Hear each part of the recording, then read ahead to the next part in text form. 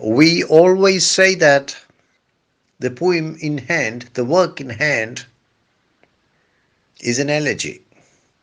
But we should remember that it is also a requiem. A requiem, strictly speaking, is a mass in honor of a dead person. A requiem is a Christian ceremony conducted in church in honor of a dead person where people pray for the dead person. A requiem is also a piece of music composed for such a mass. In Memoriam A.H.H is very much a requiem. It is a work in honor of a dead person. Hallam. It is highly musical. In the work, the poet repeatedly prays for the welfare of the dead man. The poet repeatedly expresses his good wishes and prayers for the dead man. So, in Memoriam, A.H.H is as much a requiem as an elegy. Canto 111 showcases the skills of Lord Tennyson as a psychological poet. The canto is remarkable for its profound psychological insight and its detailed psychological analysis. The poet says that, in the very first canto, the poet says that the churl in spirit, the mean guy, the mean fellow, can be seen in every rank of society. Rank and class have nothing to do with churlishness, have nothing to do with meanness. Even those who occupy the highest positions in society, even those who are kings, can be churls, can be mean. Who grasps a golden ball? Kings in those days used to have their statues made, used to have their paintings made, portraits made, holding the scepter on one hand and a golden ball on the other. The golden ball signified world dominion. Who grasps a golden ball? By blood a king, at heart a clown. How insightful. One could be a king by blood, and at heart one could be a clown. In fact, the category of kings seems to have more than its share of clowns, and many of the kings in history appear to have been clowns. At the same time, there are gentlemen who are gentlemen only superficially. They are churls in spirit, the churl in spirit, who hides his meanness under a thin fabric of gentlemanliness. He wears a varnish of gentlemanliness, but he is mean at heart. However, at some point, the deception fails. The varnish evaporates, and the meanness is exposed. In contrast to all this, Hallam was a thorough gentleman, a gentleman through and through. He was a man, not an actor. There was no difference between the inner and the outer in Hallam. 1,000 memories of Hallam come to the mind of the poet. He seemed what he was, and he was what he seemed. There was no hypocrisy. His development was very natural. His evolution was very natural, like that of a flower. In Hallam, God and nature joined hands to make him a paragon of gentlemanliness. The word gentleman, the grand old name of gentleman, has been defamed by every charlatan. A charlatan is someone who pretends to have skills which he does not possess. A charlatan is a man who claims to possess knowledge, possess skills which he does not really possess. A charlatan is a false gentleman. In contrast to this, Hallam was a true gentleman, through and through, to the a gentleman to his fingertips. Canto 112 is one of those cantos of In Memoriam A.H.H. which showcase Lord Tennyson's capacities as a psychological poet. Tennyson's profound familiarity with human nature, his sharp insight into the workings of human nature, his logical analysis of the ramifications, the complexities of human nature are all on display in this canto. The poet is criticized by your wise friend. This is because the poet is not dazzled by, not very much impressed by men of glorious but unevenly developed powers. The poet also sets light by narrower perfectness. The poet does not think highly of the men of the opposite kind who have molded narrower powers into a relatively perfect whole. However, the poet thinks highly of the unaccomplished greatness of his friend Hallam, more highly of the unaccomplished greatness of his friend Hallam than of the narrower perfection of others.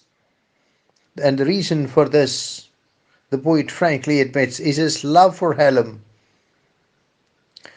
He loves Hallam, and it is this love, it is his love for Hallam that makes him think so. Though Hallam accomplished much less, while others of narrower nature have accomplished more, what Hallam could have done is far beyond what Hallam had actually done. The poet gives more reasons why a nature of Hallam's type appeals to him more. In Hallam's soul, new powers constantly sprang into being.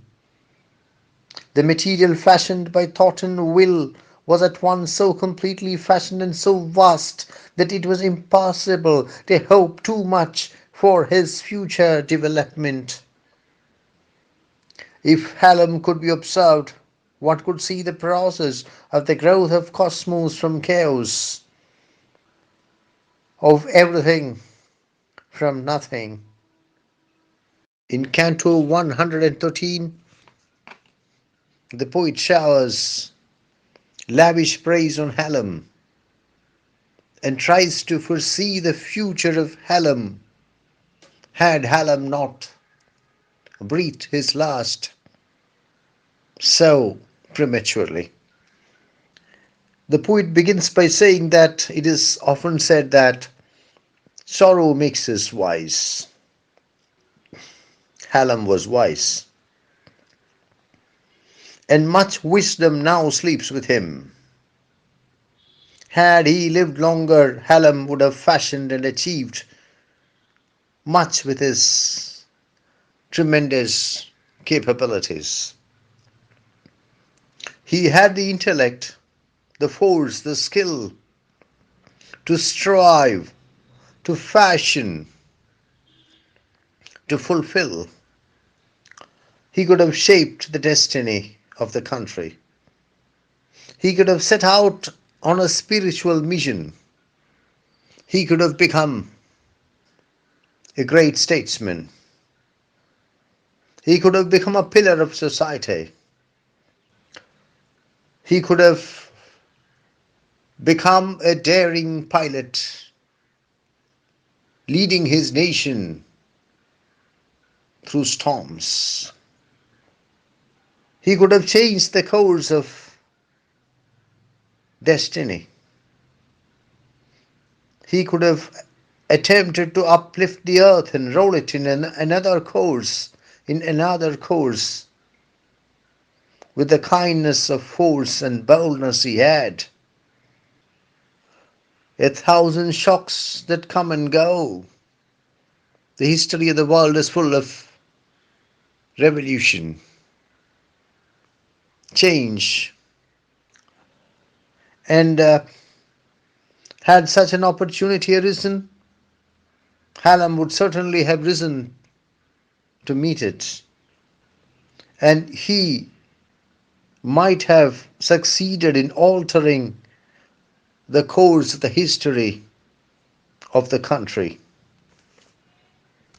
Canto 114 opens with rhetorical questions. The poet asks, "Who loves not knowledge? Who shall rail against her beauty?" The poet's point is that everyone loves knowledge. Nobody speaks against the beauty of knowledge. Nobody can set a limit to knowledge. Nobody can fix the boundaries of knowledge. The poet says it's fine. Let knowledge be pursued and possessed to the utmost. Knowledge is power, but knowledge without wisdom, without reverence, without charity is more dangerous than good. Science or knowledge is in its infancy, is a power to fathom the mysteries of life and purpose. Knowledge, when divorced from wisdom, love, and faith, becomes the offspring of the devil, not of God. Science is half grown as yet. Science is now a child, vain, requiring careful handling. When detached or separated from love and faith, science bursts all barriers into her onward race for power. Towards the close of the canto, the poet says that he would have the world to be learned, like Hallam, because Hallam attained not only knowledge but also wisdom. Tennyson would have the world to be learned, like Hallam, who grows not alone in power and knowledge, but by year and hour in reverence and charity. There should be the unity of knowledge and wisdom in this world. Such a unity did exist in Hallam. Canto 115 is a beautiful canto about the arrival of spring in England. Spring has come again. Now fades the last long streak of snow. Snow disappears because spring has come. The entire landscape becomes more alive, more colorful, more lovely, more beautiful. The sounds of the birds fill the sky. The lark becomes a sightless song. The lark becomes a sightless song. The skylark can be heard but cannot be seen. The lights now dance the lights on lawn and lea. Lea is any arable land, any land which can be cultivated. The flocks of sheep look whiter than before. The sails of the boats, the sails of the ships in the stream, in the distant sea, look milkier, look milkier. The birds are happy, they fly about. They sing, they produce beautiful sounds. Spring has arrived from land to land and in my heart and in my breast. From land to land and in my breast, spring awakens too, and my regret becomes an April violet and buds and blossoms like the rest. The poet beautifully describes how his sorrow is now transforming itself into joy, how his regret is evolving itself into happiness, just as winter evolves itself into spring, just as the snow retreats and allows the landscape to become more colorful, more lovely, more beautiful. Thus, in the canto, we realize that spring has arrived in England, not only in England, but also in the heart of the poet. I want you to realize the strong, the clear evolution of the mental state of the poet from piercing pain and aching sorrow to exhilaration, to joy, to happiness, as described in this canto. By the time we reach Canto 116, the change of mood in the work is spectacular. The poet's focus is no longer the departure of Hallam from this world, but the expectation of meeting Hallam in the next world. The opening stanza of Canto 116 speaks of sweet April, reminding one of the glorious opening of the general prologue of the Canterbury Tales of Geoffrey Chaucer. Everything in nature regains its strength with the arrival of April, with the arrival of spring. The same is true of the poet himself. The poet does not feel sorrow. There is no sense of regret in the poet because the poet is conscious that the spirit of his friend is near him and always watching over him. The poet is sure that the dear voice of his friend still speaks to him. Instead of looking with sorrow towards the past, the poet now looks with hope towards the future. The focus, as I said, is shifted from sorrow, from the sorrow generated by the departure of Hallam from this world, to the joyful expectation of meeting Hallam in the next world. The hope of reunion with Hallam awakens in the poet with the arrival of spring, and thus grief is replaced with joy. Sorrow is replaced with hope. Pain is replaced with expectation. To 117 takes the narrative of the reunion between Tennyson and Hallam in the next world one step further. The poet admits that this reunion in heaven between the two dear friends will not take place immediately. There will be delay. There will be a lot of delay. But the poet gets joy even in this delay, because the delay only adds to the sweetness of the reunion that is going to take place. The bliss of the embrace that is going to happen in the next world becomes even greater as a result of the long delay.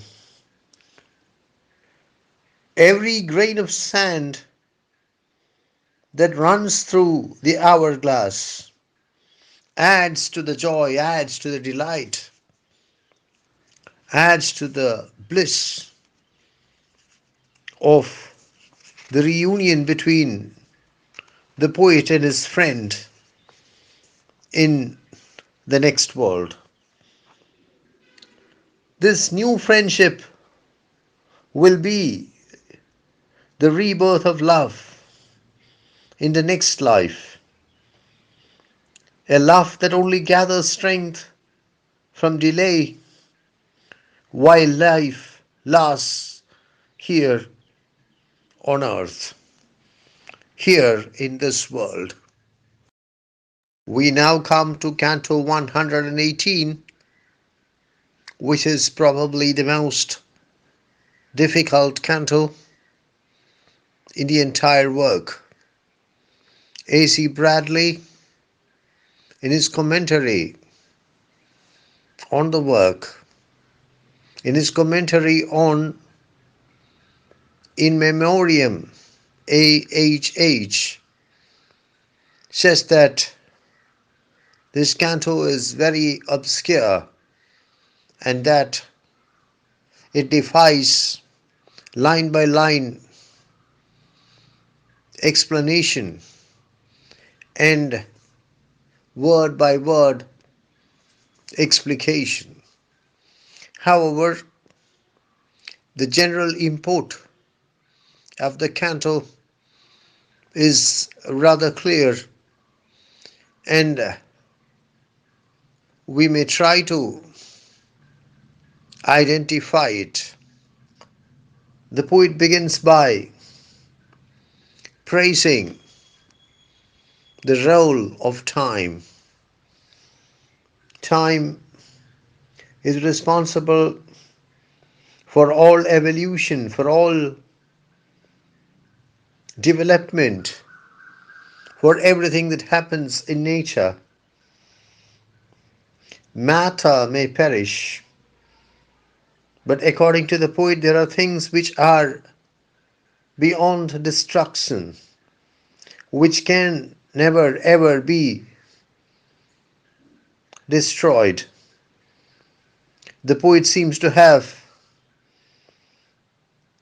things like the human soul, ideals like love, ideals like truth in mind. These never perish, though everything in nature perishes. The human being flourished as a race and spread from region to region all over the earth. This is not the end of the development of the human race. The poet believes that man is bound to make more progress and bound to rise higher. It would appear that Tennyson in this canto anticipates in a rather vague manner the theory of evolution put forward by Charles Darwin in his book On the Origin of Species, published in 1859.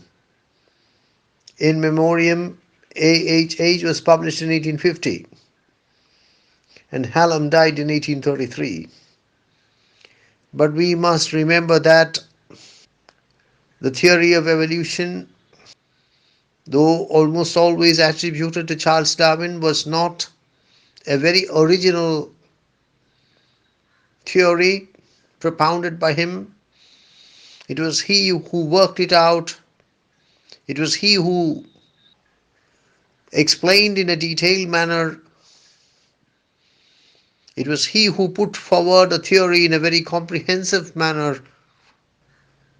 The theory of evolution had been suggested much before Darwin, And it would appear that in this canto, the poet anticipates the theory of evolution of Charles Darwin by seeming to suggest that man is capable of reaching a higher level of evolution, higher level of development. The poet feels that life is full of gloom and sorrow. Happiness or joy is only occasional, but there is a positive side to it. The iron ore of human life is heated hot as a result of difficulties, as a result of sorrow. The poet metaphorizes human life as iron ore, and the difficulties of life, the sorrows, the gloom of life as the process of purifying the iron ore. In the last stanza, the poet suggests that human beings should give up sensuality, brutish sensuality, and rise upward spiritually. The human being should distance himself from the ape and the tiger and evolve into something higher, something nobler, something more spiritually sophisticated. In Canto 119, the poet once again visits the city, the street, the building where Hallam had lived. The mood of the poet now is much more cheerful than it was during his former visit. The city sleeps. The poet senses the smell of grass. He smells the meadow. He hears the sound of a bird. He is quite happy, thinking of his days with Hallam and think of early days in thee. The poet does not seem to regret that he would never again enjoy the company of his dear friend. Regret has given place to calm resignation. The poet shakes hands with Hallam, and in my thoughts with scarce a sigh, I take the pressure of thine hand. And in my thoughts with scarce a sigh, with hardly a sigh, I take the pressure of thine hand. The poet shakes hands with Hallam, of course, in his thoughts, in his imagination. And there is hardly a sigh, there is hardly a sense of regret. See how spectacularly the mood of the poet has changed over the cantos.